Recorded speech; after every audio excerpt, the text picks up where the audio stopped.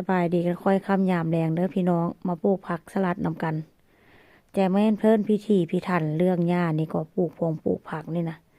ก็แม่นอยู่ดอกพิธีพิถันผักมันก็งาม อีกอย่างดินมันก็มีวิตามินเนาะพี่น้องดินนี่ก็เป็นพวกแบบว่าเศษผักเก่าเศษผักที่แบบว่ากินแล้วจังซี่นะหรือว่าเป็นผักที่แบบว่าต้นผักแต่ละปีเนาะเพิ่นก็ตัดแล้วเพิ่นก็กบแบบว่าต้นมะเขือเขือเทศจังซี่นะ หรือว่าต้นผักต่างๆ ที่ว่าอยู่ในสวนหลังจากที่แบบว่าตัดทิมเนาะมันเริ่มเข้าหน้าหนาวแล้วนะหญ้าก็จะตัดทิมแล้วก็จะพรวนดินกบประมาณว่าให้มันเปื่อยอยู่ในดินว่าเช่นซะดินนี่ก็บ่ได้ค่อนข้างแบบว่าบ่ได้ใส่ปงใส่ปุ๋ยแต่พี่น้องปลูกอย่างก็งามเพราะว่าดินนี้มันค่อนข้างจะมีวิตามินมื้อนี้ก็มาเบิ่งหญ้าปลูกห้องค่อยมาได้ห้องค่อยมาเบิ่งนี้เบิ่งนี้เบิ่งหญ้าปลูกนี่มาปลูก เบิ่งดูมันสิงามบ่ว่าซั่นหันค่อยสิเฮ็ดป้าบ่ให้ค่อยเฮ็ดพี่น้องค่อนข้างจะพิถีพิถันเด้ก่อนเพิ่นจะเอาสลัดลงนี่ก็เพิ่นจะควดดีๆหลังจากนั้นก็เอาน้ำลงแล้วก็หลังจากนั้นก็ควดบ่อนมันมีน้ำหันเอาสลัดลงแล้วก็เอาฮวดน้ำอีกฮวดน้ำแล้วก็เอาดินไปกบพี่น้อง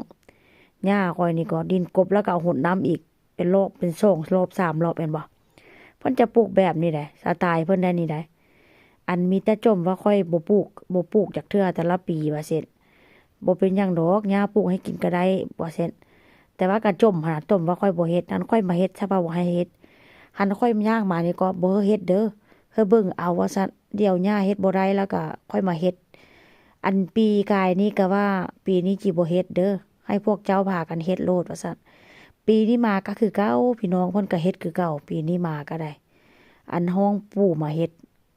ปู่อันใส่รองเท้าใส่เกือบส่วนเข้าส่วนหายใส่ปู่ว่าซั่นบ่เฮ็ดได้ปานนั้นไปห้องปู่ให้มาปลูกผักหันปู่เข้าไปซะว่าบ่เฮ็ดซะว่าหายจังซี่น่ะบ่ถูกใจเพิ่นพี่น้องฮู้แต่เพิ่นผู้เดียวหั้นติบ่อันเรื่องปลูกปลูกผักเนี่ยผู้ใดปลูกก็บ่ถูกใจเพิ่นพี่น้องเอ้ยอันนี้ก็ไปซื้อมาใหม่ผักกวางตุ้งนี่ล่ะกวางตุ้งฝรั่ง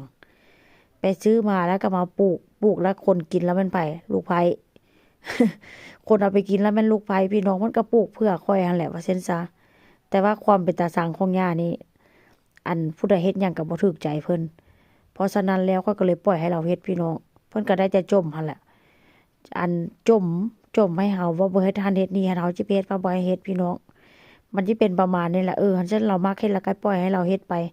เพราะว่าอีกบ่โดนเราก็สิเฮ็ดบ่ได้แล้วล่ะ แต่ว่าแต่ละปีหั้นสิบ่เฮ็ดแต่ว่าแต่ละปีหั้นก็แม่นเราคือเก่า